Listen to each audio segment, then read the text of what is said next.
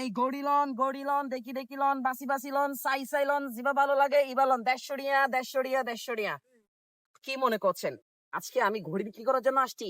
না, আজকে মূলত আসছি আমরা অনেক সময় ফেস করি কেউ আমাদেরকে সময় জিজ্ঞেস করে, কিংবা আমাদের কাউকে সময় জিজ্ঞেস করতে হয়। সেই সময় জিজ্ঞেস করাটাকে কিভাবে আমরা ইংরেজিতে করতে পারি, কিংবা কেউ সময় জিজ্ঞেস করলে কিভাবে আমরা ইংরেজিতে উত্তর দিতে পারি, সেটা শেখানোর জন্য মূলত আজকের আমাদের ভিডিও। তাহলে চলেন দেখে আসি। প্রথমে আসি, আপনি কাউকে যখন সময়টা জিজ্ঞেস করতে চান আপনি কিভাবে করবেন? আপনি বিভিন্ন ভাবে করতে পারেন। ধরেন আপনি কাউকে বন্ধু টাইপের কাউকে করতে চাচ্ছেন বা কাছের কাউকে করতে চাচ্ছেন, আপনি তাকে ইনফরমালি প্রশ্নটা করতে পারেন। আপনি করতে পারেন what time is it, what time is it, এভাবে করতে পারেন। এখন আপনি চাচ্ছেন একটু ফর্মাল টাইপের করতে, ধরেন আপনার সিনিয়র টাইপের কাউকে করতে চাচ্ছেন, তখন আপনি কিভাবে বলবেন? তখন আপনি প্রশ্ন করতে পারেন do you have the time, do you have the time, এভাবে করতে পারেন। আরো যদি একটু ফর্মালি যান, অর্থাৎ একদম সিনিয়র কাউকে যখন আপনি প্রশ্ন করতে যান, আপনি তাকে কিভাবে করতে পারেন? আপনি তাকে প্রশ্ন করবেন could you please tell me what time it is, what time it is. আপনি তখন কুড ইউ প্লিজ দিয়ে যখন করবেন, মূলত আপনি একটু ফর্মালি ভদ্রতার সাথে প্রশ্নটা করেছেন। এই ছিল আমাদের প্রশ্ন জিজ্ঞেস করার পর্ব।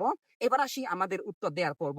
উত্তর দেওয়ার ক্ষেত্রে এক্স্যাক্টলি আপনি যখন কাউকে উত্তর দিতে যাবেন, ধরেন একদম ঠিক কাটা কাটা সময়টাকে আপনি বলতে পারেন ইটস এক্স্যাক্টলি, এই যে মুহূর্তে 4টা বাজে, ইটস এক্স্যাক্টলি 4 o'clock, আপনি বলতে পারেন ইটস এক্স্যাক্টলি 4 o'clock।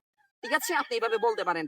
এখন ধরেন 2 মিনিট 3 মিনিট 4 মিনিট বেশি গেছে, আপনার সেই ক্ষেত্রে দুইটা ওয়ে আছে বলার ক্ষেত্রে, দুইটা ওয়ে আছে। প্রথমে আসি একদম কমনলি সব ক্ষেত্রে আপনি যেটা বলতে পারবেন, এখন 4টা যদি 1 মিনিট বাজে তখন আপনি বলতে পারবেন ইটস 4:01, 4টা 5 হলে ইটস 4:05, যদি 4টা 10 হয়ে যায় তখন আপনি বলবেন ইটস 4:10, এভাবে বলতে পারেন। এটা হচ্ছে সব ক্ষেত্রে কমন। এইবার আমরা আসি আনকমনলি যেভাবে বলবো। আনকমনলি কে আমরা দুইটা পার্টে ভাগ করব। আপনার টাইমটা কখনো 30 মিনিটের আগে হতে পারে, আবার 30-এর পরে হতে পারে, তাই না? এই ক্ষেত্রে আমরা যেভাবে যাব, ধরেন আপনি যখন 30 মিনিটের আগে হচ্ছে তখন ওই ঘন্টাকে নিয়ে তখন 5টা বলবেন। ধরেন আমার এখন 4টা 10 বাজে, তো তখন আমি বলবো ইটস 10 past 4, ইটস 10 past 4। দেখেন ওই মুহূর্তে আমরা মিনিটটাকে আগে আনবো, তখন ঘন্টাটাকে পরে নিয়ে যাব। ধরেন এই মুহূর্তে 29 বাজে, তখন আমি কি বলবো ইটস 29 past 4, ইটস 29 past 4। এবার আসি, আমাদের যখন 30 মিনিট ক্রস করবে তখন আমরা আর পাস্টটা বলবো না, তখন 2 বলবো, এবং সাথে হচ্ছে 1 ঘন্টা আগে বাড়াই দিব।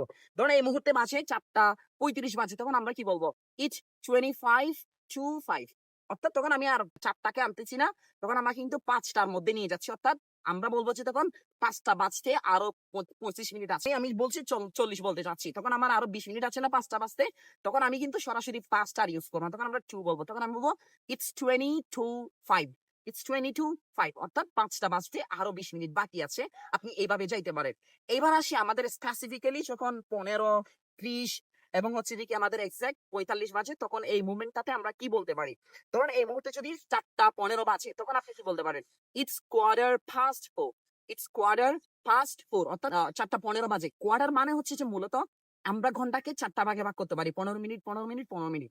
কোয়ার্টার মানে হচ্ছে 4 ভাগের যে কোনো 1 ভাগ, 4 ভাগের যে কোনো 1 ভাগকে বলা হয় কোয়ার্টার। যদি 45-এ চলে আসে তখন আমরা কি বলতে পারবো ইটস quarter to। দেখিয়েন 30 মিনিটের পরে হলে তখন আমরা 2টা আনবো। ধরেন এই মুহূর্তে আমাদের 45-এ আসতেছে, তখন আমরা কি বলবো ইটস quarter to 5। এই যে তখন আমরা ঘন্টাটাকে একটু বাড়াই দিব, 5টা বাজতে আরো 15 মিনিট বাকি আছে। আর যদি এক্স্যাক্টলি মিডলে অবস্থান করে আমাদের মিনিটের কাটাটা, অর্থাৎ 4টা 30 অর্থাৎ 4:30, যেটা আমরা বলি 1/2 past 4। 5টা 30 হলে আমরা বলবো 1/2 past 5।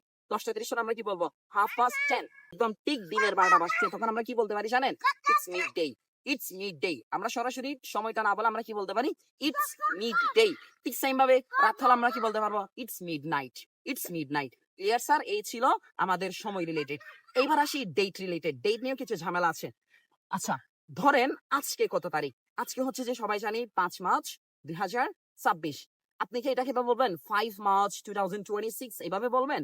না, এটাকে আমাদেরকে একটু অন্যভাবে বলতে হবে। বাংলায় যদিও আমরা 5 মার্চ 2026 বলতে পারি, কিন্তু ইংরেজি বলার ক্ষেত্রে আমরা সেভাবে বলতে পারি না। আমাদেরকে দুটা ওয়ে ফলো করতে হয় বলার ক্ষেত্রে।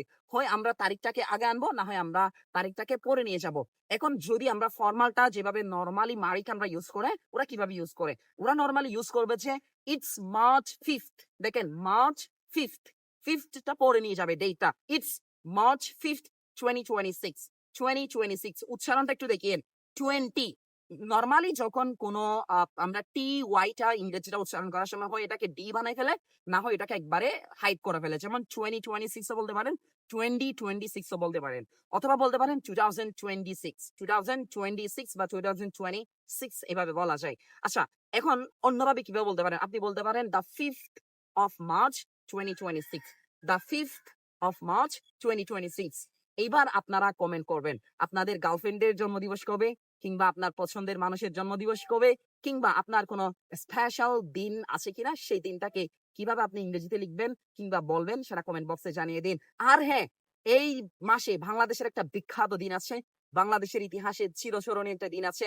সেই দিনটাকে ইংরেজিতে কি বলে এবং দিন সহ কমেন্ট বক্সে জানিয়ে দিবেন। আশা করি বুঝতে পেরেছেন। ধন্যবাদ। আসসালামু আলাইকুম ওয়া রাহমাতুল্লাহি ওয়া বারাকাতুহু।